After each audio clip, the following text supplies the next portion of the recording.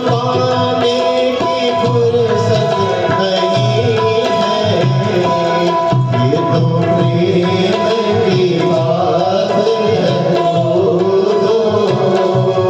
यहाँ प्रेम की बात है।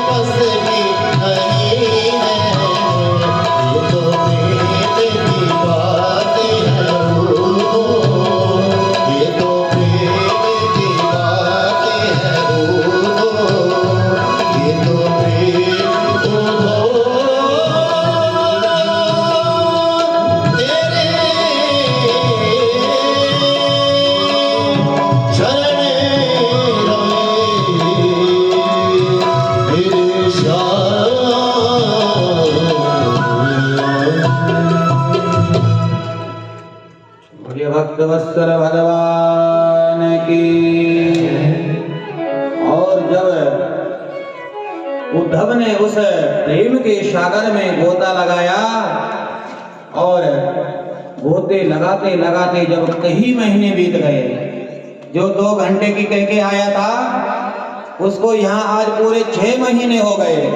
और 6 महीने में जब होश आया तो उद्धव कहते हैं आशा महो चरण रेण जुसा वृंदावने किमपि गुल्मलतो शरीना यादोस्त्यजं स्वजनमायपतं जहित्वा भेजुर्मुकुन्द पदवी स्तुतिर्मृग्या।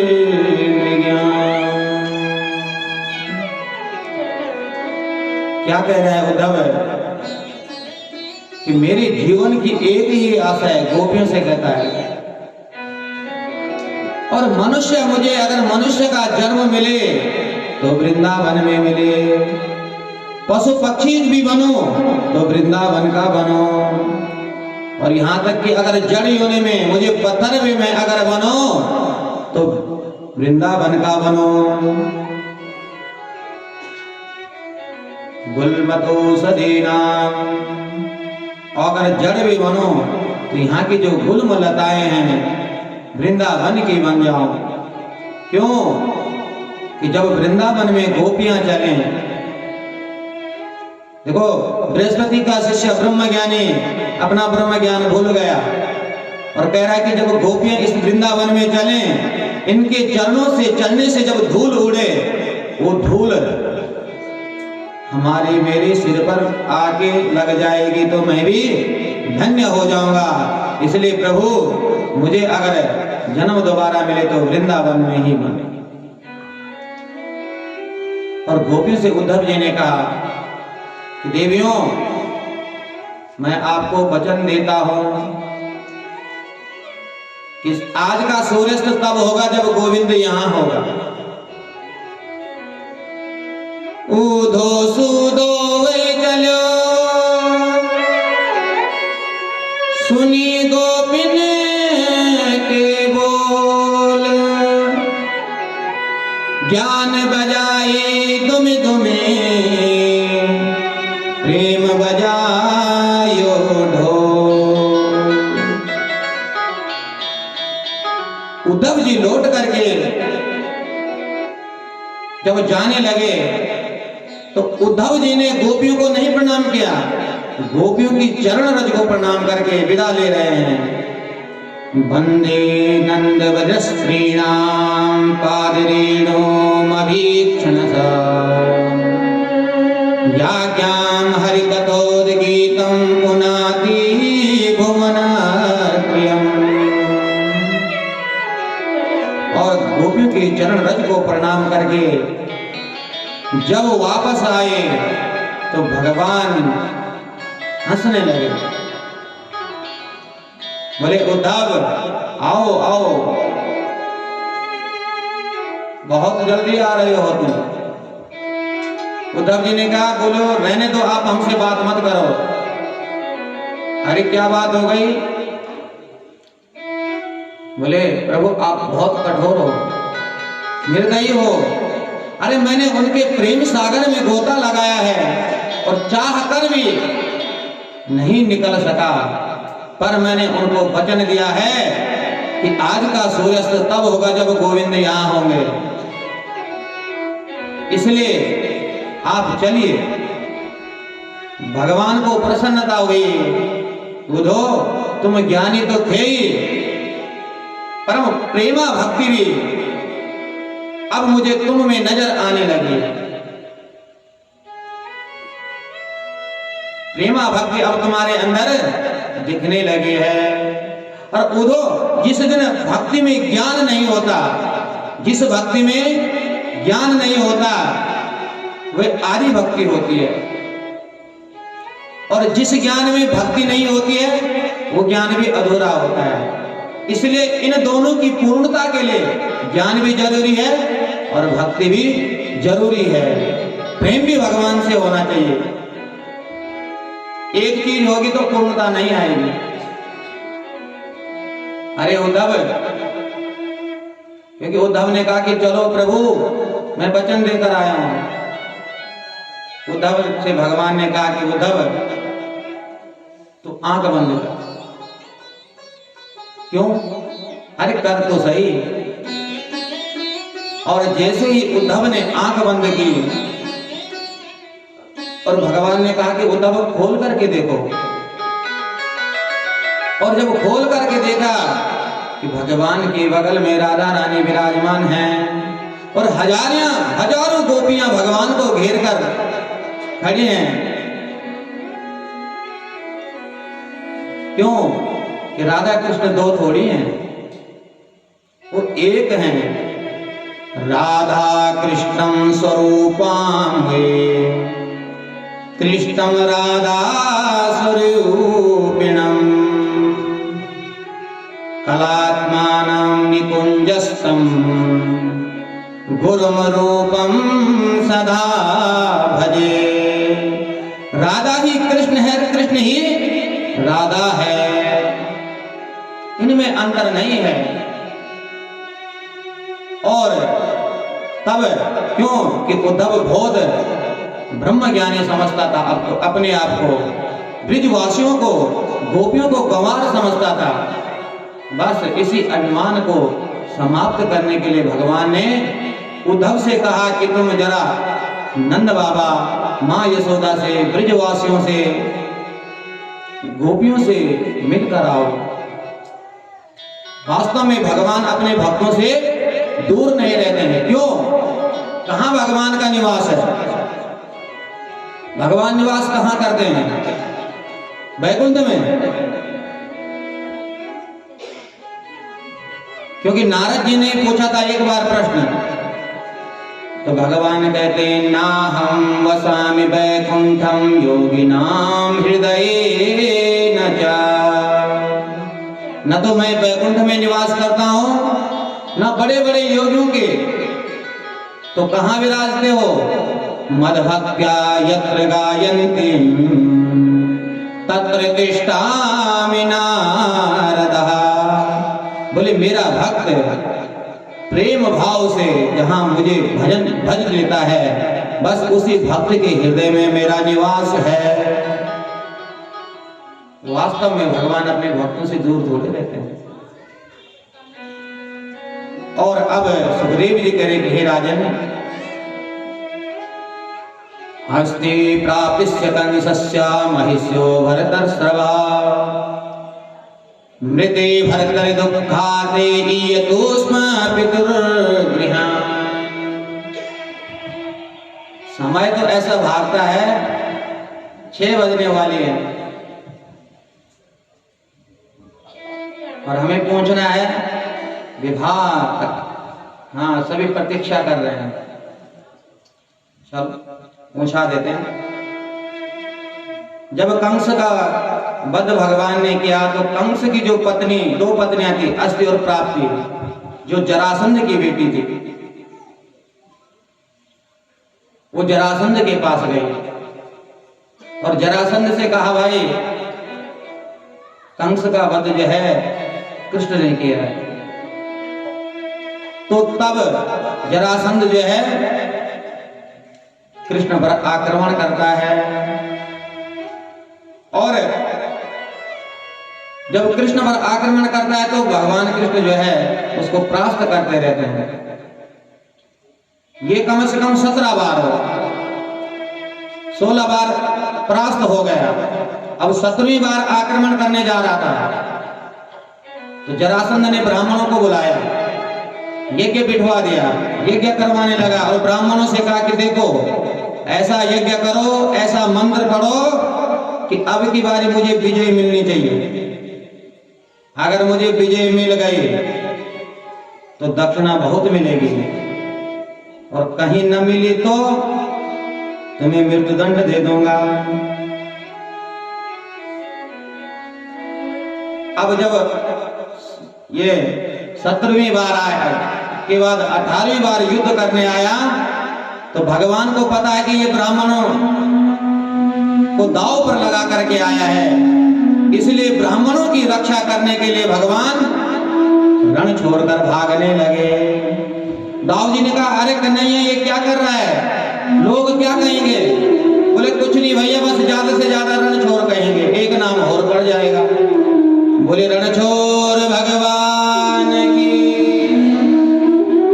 और भागते भागते जो है जिस गुफा में मुचकुंद जी विश्राम कर रहे थे उस गुफा की ओर गए और काल यवन इनके पीछे दौड़ा और भगवान ने अपना पीतांबर उस मुचकुंद को उड़ा दिया जो शयन विश्राम कर रहा था, क्योंकि देवताओं की सेनापति रहे थे, इक्ष्वाकु वंश के थे, विश्राम कर रहे थे। क्योंकि जब देवताओं ने अपना सेनापति कार्तिकेय जी को बना दिया तो उन्हें विश्राम के लिए भेज दिया। और जब काल यवन घुसा उस गुफा में, उसने सोचा देख सोने का नाटक कर रहा है कृष्ण, और एक लात मारी, मुचकुंद जी उठे, जैसे ही उनकी दृष्टि काल यवन पर पड़ी तो काल यवन भस्म हो गया। और मुचकुंद को दिव्य भक्ति का आशीर्वाद दे करके भगवान ने विश्वकर्मा के माध्यम से समुद्र में द्वारिका का निर्माण करवाया और द्वारिकाधीश बन गए। और सुखदेव जी कहते हैं कि राजन, द्वारिकाधीश बनने के बाद सर्वप्रथम भगवान का विवाह राजकुमारी रुक्मणी के साथ में हुआ। तो परीक्षित जी पूछ पड़े, भगवान भीष्मक सुतां रुक्मणीं रुचिनानना राक्षसेन विधानेन उपैमा इति श्रुतम्। बोले महाराज, मैंने तो सुना है कि राक्षस विधि के अनुसार भगवान का विवाह हुआ है। अभी हलचल मचाने की आवश्यकता नहीं है, क्योंकि विवाह तो द्वारिका में होगा। अभी आराम से कथा श्रवण करिए, अभी समय है, अभी तो लगन कहाँ आया फेरों का।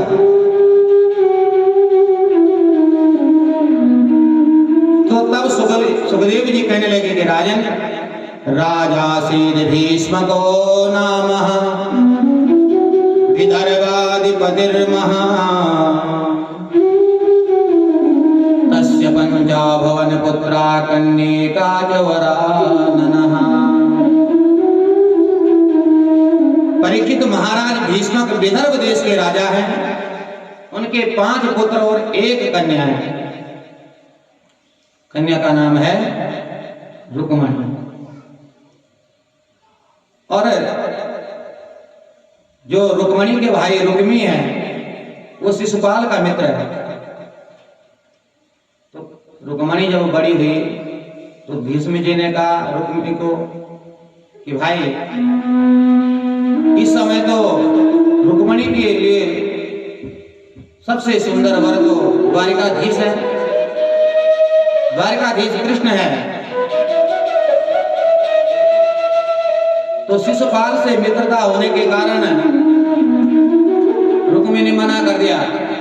बोले तुम चुपचाप रहो, मैं अपने आप करता हूं अपनी बहन का विवाह। और चुपचाप से गया शिशुपाल से अपनी बहन का विवाह तय करके आ गया।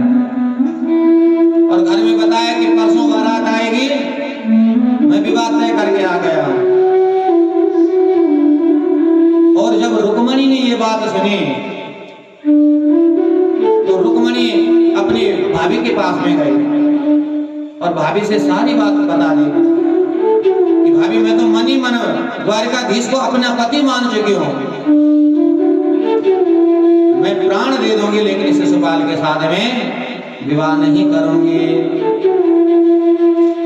तो भाभी ने कहा अरे परसों तेरी बारात आने वाली है, तो ऐसा कर एक पत्र लिख, एक पत्र लिख और ब्राह्मण देवता के हाथ में द्वारिका भेज दे। लिखती है रुक्मणी। भैया रुक्मणी पत्र में लिख रही है, क्या लिखती है? श्रुत्वा गुणान भुवन सुंदर श्रृण्वतान्ते निर्वेश कर्ण विवरो हरतोंगतापम् रूपं दृशां दृश्यमतामखिलार्धलाभम्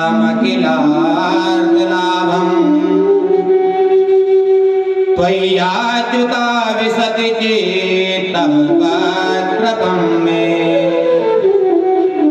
लिखती हैं कि हे त्रिभुवन सुंदर, मैंने आपके गुणों के बारे में सुना है, मैंने आपको देखा नहीं है, केवल मैंने आपके गुणों के बारे में सुना है। और जन्म जन्म की पिपासा को जो बुझा देते हैं, ऐसे आपका सौंदर्य है। धर्म अर्थ काम मोक्ष चारों पुरुषार्थों को आप प्रदान करने वाले हैं। हे त्रिभुवन सुंदर, मेरा चित्त आपके चरणों में लग गया है।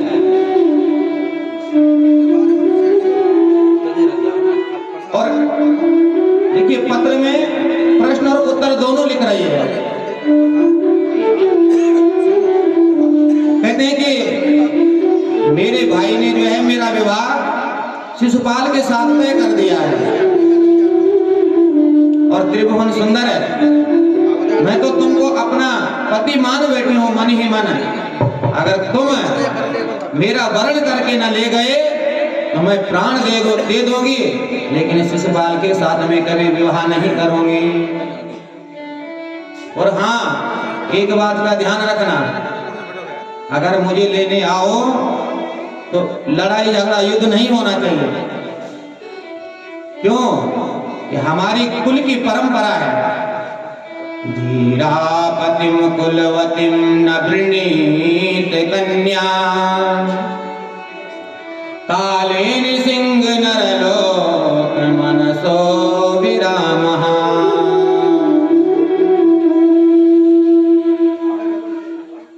क्योंकि हमारे कुल की परंपरा है कि कन्या विवाह से पहले अपने कुल देवी का पूजन करने के लिए कुल देवी के मंदिर में जाती है। बस आप उस मंदिर में ही आके मुझे अपने द्वारिका में ले जाना। और ये पत्र लिख के ब्राह्मण के हाथों में भेज दे दिया। और ब्राह्मण देवता जब द्वारिका में गए, और द्वारिका में जब ब्राह्मण देवता का आतिथ्य सत्कार किया भगवान ने, ब्राह्मण गए हैं, ब्राह्मण के चरण प्रचालन किए, पूजन आदि किया, भोजन करवाया, और फिर कहा कि ये ब्राह्मण देवता कैसे आना हो। ये थोड़ी नहीं, ना आपने जल पूछा ना कुछ पूछा, सीधा प्रश्न कर दिया कि क्यों आए हो। और ब्राह्मण को तो अपना इष्ट मानते भगवान। तो तब भगवान के लिए ब्राह्मण देवता कहते हैं कि महाराज एक पत्र लेकर आया हूं। कुंदनपुर की राजकुमारी रुक्मणी ने आपके लिए पत्र भेजा है। तो भगवान ने कहा कि सुना दो। बोले महाराज ये आपका प्राइवेट पत्र है, इसको मैं नहीं पढ़ सकता। बोले ब्राह्मण देवता, ब्राह्मणों से मैंने छुपाया ही क्या है, इसलिए तुम निसंकोच होकर के पढ़ो। तो ब्राह्मण ने सारा पत्र सुना दिया। और ब्राह्मण के पत्र सुनाने के बाद भगवान मुस्कुराने लगे। ततःमपि तच्चित्तो निन्द्रां च न लभेत् निशि वीराहं रुक्मिणां द्वेषां ममोद्बाहो निवारिता। अरे ब्राह्मण देवता, जो हाल रुक्मणी का है वही हमारा भी है, इसलिए अपने साथीदारों को कहा और बड़े वेग के साथ में निकले। तो बलदाऊ जी ने देख लिया ये गया कहाँ है बिना बताए। तो पीछे से वो भी जाने लगे। और इधर रुक्मणी भगवती कुल देवी की पूजा के लिए मंदिर में गए और मंदिर में जाके भगवती की स्तुति करती है। नमस्ते त्वाम्बिके भिक्षं सुशान्तान् युता शिवां भूयात् पतिर्मे भगवान् कृष्णस्तनमोदता। रुक्मणी कह रही हैं कि हे अम्बिका, आपकी गोद में बैठे हुए आपके प्रिय पुत्र भगवान गजानन और आपको मैं बार बार प्रणाम करती हूँ। आप तो बस मुझे एक ही आशीर्वाद दीजिए कि मेरे पति भगवान श्री द्वारिकाधीश ही बने। देखिए अब 5 मिनट थोड़े और ऊपर जाएंगे। कन्या को अपनी मर्जी से वर का वर्ण कब करना चाहिए, किन किन स्थितियों में करना चाहिए, लोग गलत अर्थ लगा देते हैं। बोले कन्या अपनी इच्छा से वर का चयन तब कर सकती है जब उसके घर में उसके अलावा कोई ना हो। एक बात। दूसरी बात, जब उसके घर वाले उस कन्या का विवाह उसके विपरीत किसी दुराचारी व्यक्ति के साथ में कर रहे हो, तब भी कन्या अपने मन के अनुसार वर का वर्ण कर सकती है। लेकिन इन दोनों परिस्थितियों में कोई भी परिस्थिति ना हो और उसके बाद कन्या अपनी मर्जी से विवाह करे तो ये उचित नहीं है। क्यों कि रुक्मणी के सामने परिस्थिति क्या है, जो शिशुपाल दुष्ट है उसके साथ में उसका भाई रुक्मी जबरदस्ती विवाह करना चाहता है, इसलिए अपनी मर्जी के अनुसार वर का चयन किया है। और भगवान आए, रुक्मणी जी जब मंदिर से बाहर आए पूजन करके, भगवती ने दिव्य आशीष प्रदान किया। और जब भगवान आए, रुक्मणी पर जब दृष्टि पड़ी सैनिकों के, क्यों ये शिशुपाल जानता था, रुक्मी भी जानता था, जरासंध जानता था कि कृष्ण अवश्य कुछ ना कुछ करेगा, इसलिए उन्होंने वहां सैनिक लगा रखे थे सुरक्षा के लिए। तो जब उन्होंने रुक्मणी को देखा, भगवान श्री कृष्ण को देखा, तो भगवान की मनमोहनी छटा पर सब के सब लड्डू बने बैठे, एक दूसरे से बात करें, अरे ऐसी जोड़ी हमने आज तक कभी देखी ही नहीं। उनके स्वरूप का विवरण आपस में कर रहे हैं और ये बोल गए कि हम यहाँ खड़े क्यों थे, इसलिए हमें खड़ा किया गया था। और सबके देखते देखते भगवान ने रुक्मणी का हाथ पकड़ा, रथ पर बिठा दिया और रथ दूर तक जा देख रहे हैं कि रथ चला गया, फिर भी देखते रहे कि रथ जा रहा। जब रथ देखना बंद हो गया, फिर होश आया, अरे हम यहाँ क्यों आए थे, अरे हम तो रुक्मणी की सुरक्षा के लिए, अरे वो तो ले गया कृष्ण। रुक्मी को जब ये बात पता लगी तो आकर रुक्मी ने जो है कहा, शिशुपाल से कहा कि भाई अगर मैं अपनी बहन रुक्मणी को नहीं लाया तो तुझे वो नहीं दिखाऊंगा। भगवान ने संभाला, इतने में दाऊ जी भी आ गए, दाऊ जी ने सबको संभाला, रुक्मी को बंदी बना दिया भगवान ने। अब रुक्मणी का भाई हम बंद भी नहीं कर सकते और इसलिए उसका सिर के बाल और मूंछ मुड़वा दी। दाऊ जी को जब ये बात पता लगी तो दाऊ जी कहते हैं, अरे कृष्ण असाध्विदं त्वया कृष्णाकृतमस्म जुगुप्सितम्। अरे कृष्ण ये तूने अच्छा नहीं किया है, तुझे ऐसा नहीं करना चाहिए था इसके साथ। अपने छोटे भाई को ही डांट लगा रहे हैं और उनको कहते तुम जाओ, इधर इनको सबको मैं संभालता हूं। और जब शिशुपाल रोने लगा, जरासंध कहने लगा, अरे भाई शिशुपाल तो एक ही बार में हार गया। अरे मैं देख, मैं एक बार नहीं 17 बार हारा उससे, तब जाकर के 18वीं बार मुझे विजय मिली है। और तो एक बार में रोने लगा। तब शिशुपाल कहने लगा, अरे यहाँ तो जब तू इतनी बार हार गया तुझे कुछ ही दुख नहीं हो रहा, तो मैं अपने मन को बुझाया और इधर भगवान रुक्मणी को लेकर के द्वारिका में पहुंचे। और द्वारिका में तब देखो भगवान के 3 प्रकार के विवाह हुए रुक्मणी के साथ। मंदिर से हरण करके ले गए, ये राक्षसी विधि है। 8 प्रकार के विवाह हैं। वरमाला रुक्मणी ने भगवान को पहनाई, भगवान ने रुक्मणी को पहनाई। ये गंधर्व विवाह है, एक दूसरे को पसंद किया, वरमाला पहना दी।